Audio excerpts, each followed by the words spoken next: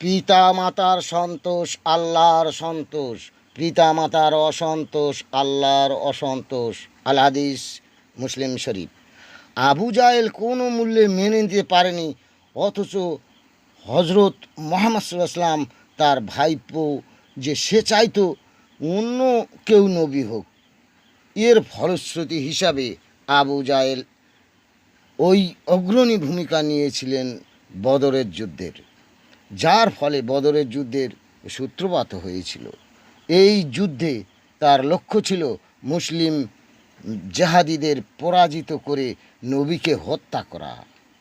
মাত্র ৩০০ জেহাদি ওদের, আবু জাহেলের ৩,০০০ সেনা।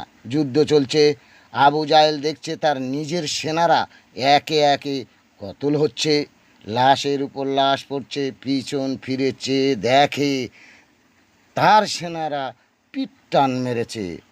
হজরত আবদুল্লাহ ইবনে মাসউদ রাদিয়াল্লাহু আনহু পিছনে দাঁড়িয়ে বললেন, তৈরি হ আবু জাহেল, তোর মুন্ডু শিরচ্ছেদ করব আমি, আমি তোর জম। মাসুদ রাদিয়াল্লাহু আনহু বলার পর মাসুদ সে বলছে তুই ভাবছি আমি স্যারেন্ডার করব? না না না।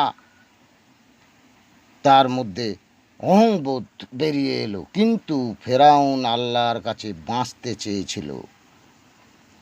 আবু জাহেল বলল, আমাকে এমনভাবে হত্যা কর মানুষ দেখে চমকে উঠবে। মাসুদ বললেন, তুই আমার এক চড়ে শেষ হবি, কারণ আমার রাসূলের দোয়া আমার সঙ্গে আছে।